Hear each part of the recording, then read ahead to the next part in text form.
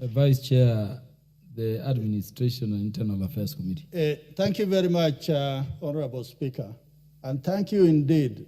I think you accommodated myself and Honorable Rindikiri when time had run out. And I think they say that great times call for great leaders. I think that is leadership on your part, and indeed we are very grateful. Honorable Speaker, I rise to support this supplementary budget presented by the Budget Committee. And instantly, I want to thank the chairman and his team. On their feet, once the finance bill was thrown out, they had to come up with fresh numbers so that Kenya will have the budget for 2024-25. And for that reason, I want to thank the chairman of budget for showing great leadership, and also our members who form part of that committee. Honorable Speaker, they say that choices have consequences. And as soon as we were not able to get the finance bill, then we had to cut our cloth to our size. And this is why this particular budget actually is not supplementary. I think we have just redone the budget we did almost 3 weeks ago in June. And for that reason, I want to thank the House, particularly the Speaker, and the team that has been able to galvanize so that in the end, Kenya gets a budget. Honorable Speaker, I want to just talk on a few issues. First is about security. Listening to our security team, both Interior and the National Police Service, as soon as the austerity measures were announced, I think there was a bit of disquiet because the police hardly have enough vehicles.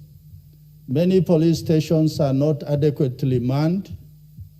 They talk about the issue of clothing, the issue of ration, and there are rafts of issues that potentially can undermine the security of our people, particularly those who don't live in towns or major centers.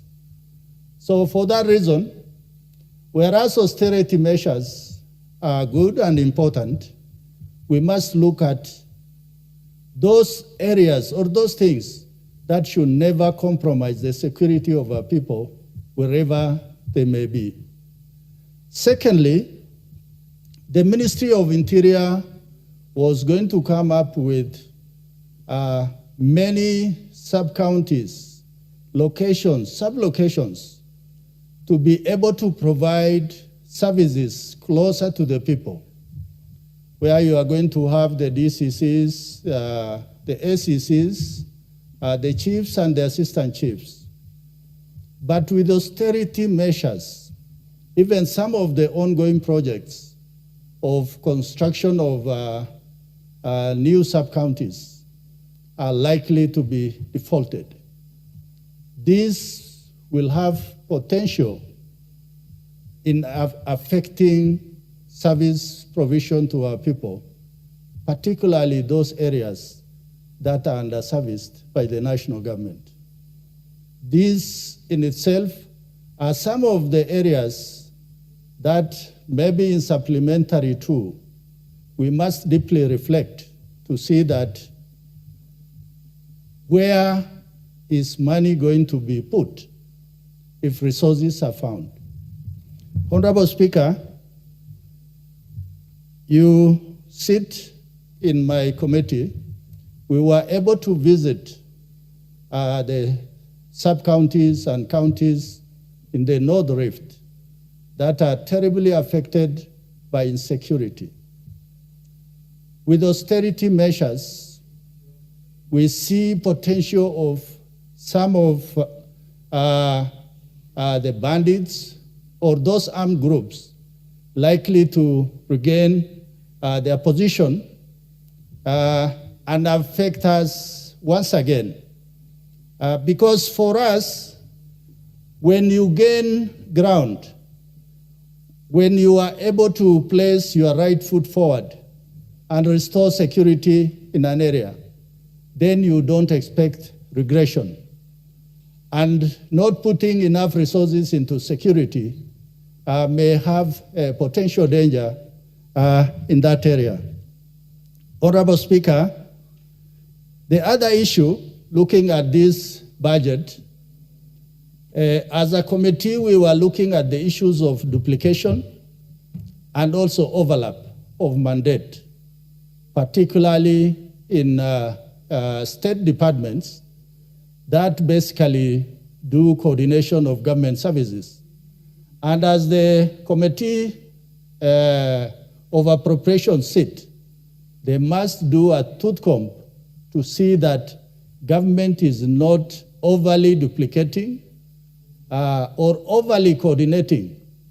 Those resources can really go to dire areas to provide service to our people. Honorable Speaker, the other area that is really of concern is those departments that are able to have good A&S. The government printer is one of them. The immigration is the other. If we put enough resources into the government printer, because basically they are the ones who are printing all government documents, all confidential documents of government of Kenya. If we put enough resources, that government printer is able to run the Ministry of Interior. The immigration, we have seen that immigration is able to plow to the national coffers close to 100 billion shillings.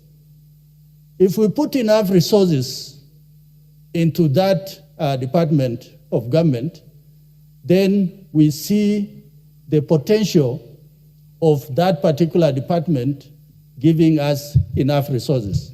So for that reason, if we put enough money in those departments that are able to plow enough A&A into the national coffers, then that is where we should put our money.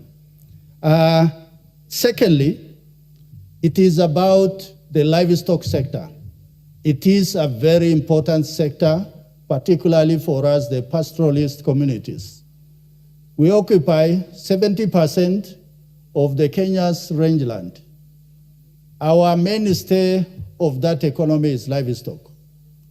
This government, for the first time in history, they were able to put 1 billion into the restocking of livestock following that terrible drought that we experienced almost over 3 years.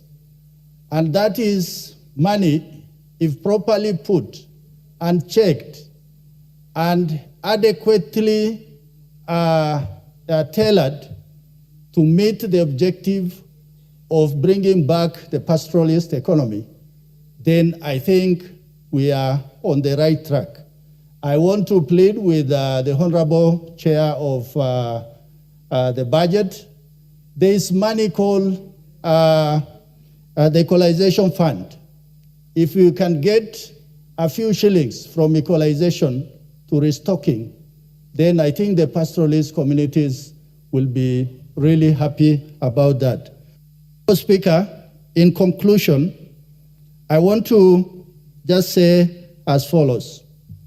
For Kenya to be an industrialized country, middle income, as per Vision 2030, we must put a lot of effort in terms of local manufacturing so that our youth, instead of complaining, there's enough jobs, their hands are occupied, their minds are occupied. So for that reason, the axiom, Build Kenya, Buy Kenya, should be at forefront for this House. Finally, Honorable Speaker, I must say that we are different parties, but what we have seen today, one party called ODM has risen to the occasion to put Kenya first. And many of us, without fear of contradiction, will talk about it that they are great leaders who walk this country. With those remarks, Honorable Speaker, I beg to support, and I thank you for the time you have given me.